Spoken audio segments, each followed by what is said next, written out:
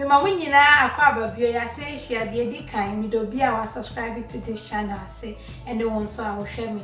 Na mo anani da edi kan wo hwe me anhwe nko bomodia so be subscribe. Na ne o man kitinkiti na yesunsua no ni yesua bu ni na efia e kama. Nti na so another simple recipe. We de minju bebre jiwa konwa na me fanhihya soma. Enti dia me wo ha say mo ne 3 cups. Me dia me use jasmine. So to betumi use amu bia wo pe. And na we say parsley no fresh one. Na fresh one no ni a emane how if it's a recipe we no. Dry one no ni ehia dodo. And na we say 2 cloves of garlic and a metri. Into so 1 teaspoon. And na we say jalapeno pepper. Na eno no say netie. So ti media tumu nsu no ahwe bia ukodidwa na apese wo hu ase na no ti eno no baako ti baako se ya na metwitwa e wa ase no na ma heat kakra na we say nso 2 medium size of onion eno na metwitwa so ti no jene no sanya openi bia betumi yisu na ama ne komu kakra nso ama ne yede na parsley no dry one nso eni so media meto macro ubetumi ato supermarket no dodo na wo bia na Asian shops. And you say for one send your mom dey show simple. Na parsley no mo Italy ni Germany na mo frame ya mo simu nim seniate mebo modia ma cameraman apẹ mu kro mu din no ye dey atoso ama say be ya onso ko shop a wo ko hwehwa na wanya bi na ye kama no try recipe na mo original.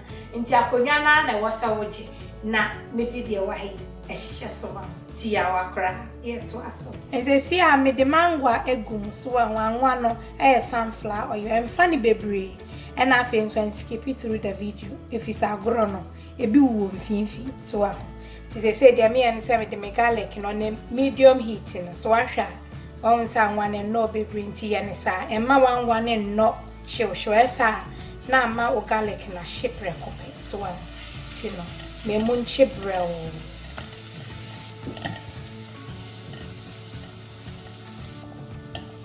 And they say me garlic nachi for bare 1 minute so afi na de ojeni no odi egu to ojeni no bo made asa obetwitwa ne tisa dia odi be ya nkwan no na chese waken no mo brown.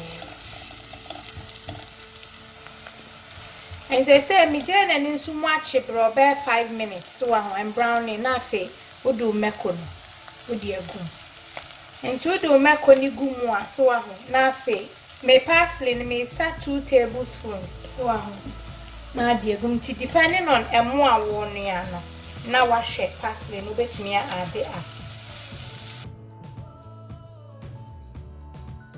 nti we no bomode asa ujene no o ma enim brown ni ansa so recipe we no o hia sa gene ni ise kama nti se anu so ho achi for about 2 minutes so na ma wo me mo no so di amunagu amuna nso ye 3 cups so pe so susu a 630 grams so na odi agun kama na fe o chehu so ka fe o ba be chehu kakra and sana di nsuo ayebon agu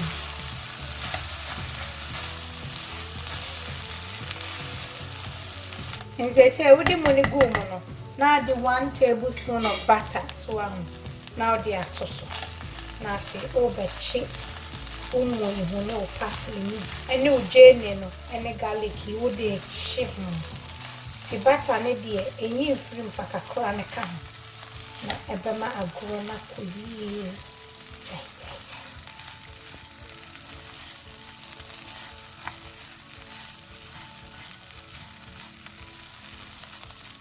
nti edu se na akoso anum so na chehu for about 5 minutes and sana di nsu abegu na chese we adding chin to taste akahu na ye wie we dey show so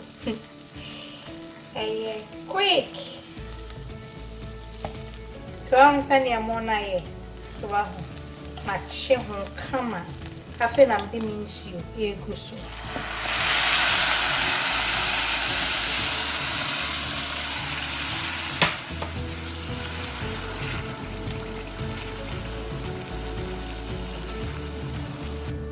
They say now do salt to taste with your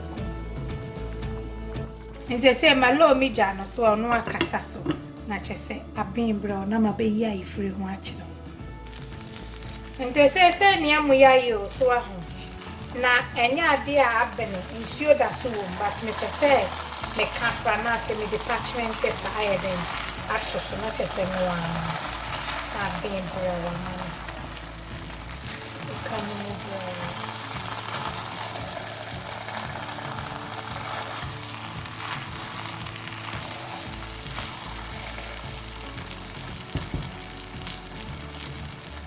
so yeah, we have to put a crowd more money being tamma. Na fe o the parchment paper na say clean film na say foil so na dia to so. Na wa low down crowd. I was here for you when I say da she. Yeah, money ko yetu. So I come. Nti ansa na be serve no wo de parsley no ye gugu so.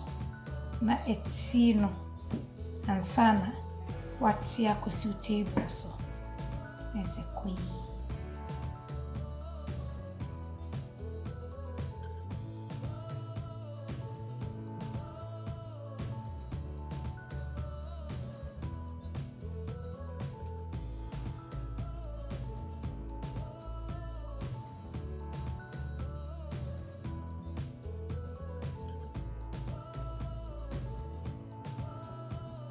I was here for and what was the recipe no? Simple. So nti bomadi answer obetwe amame.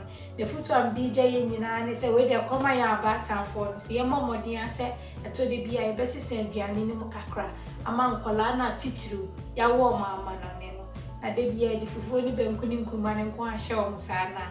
Esa no mo so mo pre. Nti parsley rice kama so no watwe bia ama. Na wa ye me chicken ni bi so na de ati so. Nene wape kombi shitono ana tuna shitono ana so say Islam be na ade kakra tare ho ama no na ba neni agintia no na me di ja ye nyina na subscribe to this channel ama me try parsley rice come say taste ni flavors wo mu say ya but what they subscribe na support me akitwa oba madam for na dia me ye ne nkwani. I love you, God bless.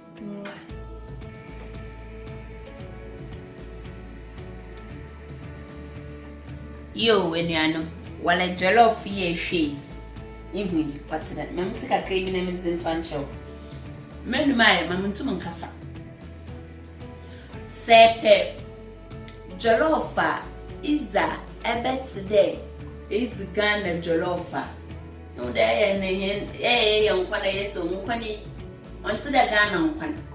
Sepe dey is jollof onto the Ghana zina na yama me no we na. Mama father been sure. Use Mama Betty original na spices. Your jollof isn't. Na Mr. says ye jollof no. Ni stew numpo, na say munu nkoguma. Abufra bo 1 year mpo baka chode. Mama jollof because my experience been na maka cho.